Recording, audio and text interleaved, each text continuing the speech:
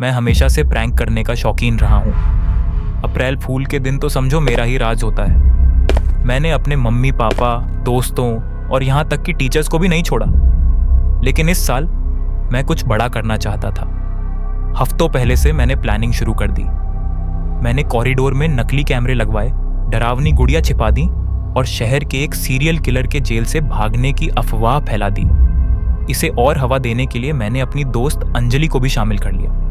जब मैंने अंजलि से पूछा कि क्या वो इस प्रैंक में मेरा साथ देगी, तो वो तुरंत तैयार हो गई। मैंने उसे समझाया, हम अफवाह उड़ाएंगे कि एक खूंखार कातिल फरार है। स्कूल में सब तुम्हें जानते हैं, तुम्हारी बात पर सबको यकीन हो जाएगा। अंजलि थोड़ी हिचकिचाई, लेकिन अगर सब सच मान बैठे तो? मैंने कहा, वही तो चाहिए। जितना असली लगेगा उतना मजा आएगा।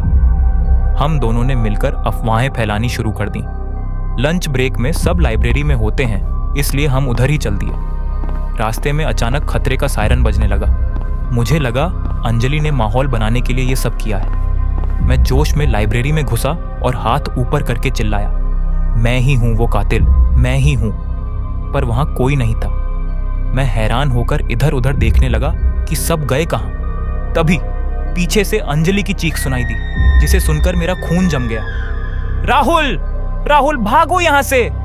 वो मेरी तरफ दौड़ती हुई आ रही थी, चेहरा बिल्कुल सफेद, आंखों में खौफ। मैंने पूछा, क्या हुआ?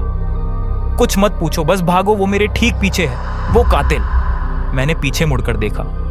वहां सचमुच एक औरत खड़ी थी, लंबी, काले बाल, एक आंख पूरी तरह जख्मी और खून से सनी हुई। उसके होंठों से खून रिसकर ठुड्डी तक आ रहा था। वो डरावनी मुस्कान के साथ मुझे देख रही थी। उसके दांत खून से लाल थे। मुझे लगा ये भी प्रैंक का हिस्सा है। मैंने हंसते हुए अंजलि से कहा, बस कर अंजलि, मुझे उल्लू नहीं बना सकती। ये सब तूने ही प्लान किया है ना?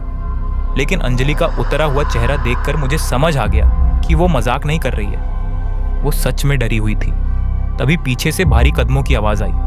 वो औरत अंजलि पर झपटी और उसे जमीन पर गिरा दिया। मैंने पास की शेल्फ से एक किताब उठाकर उसके सिर पर मारी, लेकिन उस पर कोई असर नहीं हुआ। वो अंजलि की गर्दन की तरफ बढ़ी।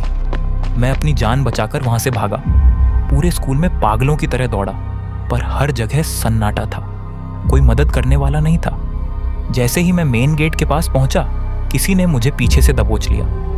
वो औरत मेरे ऊपर थी, उसका खून से सना चेहरा मेरे बिल्कुल करीब। उसकी आंखों में वो पागलपन था जो बयां नहीं किया जा सकता। उसने अपने हाथ में पकड़ा हुआ बड़ा सा चाकू ऊपर उठाया। मैंने पूरी ताकत से उसे लात मारी और भागने की कोशिश की। वो पागलों की तरह हंसते हुए फिर मेरी तरफ बढ़ी।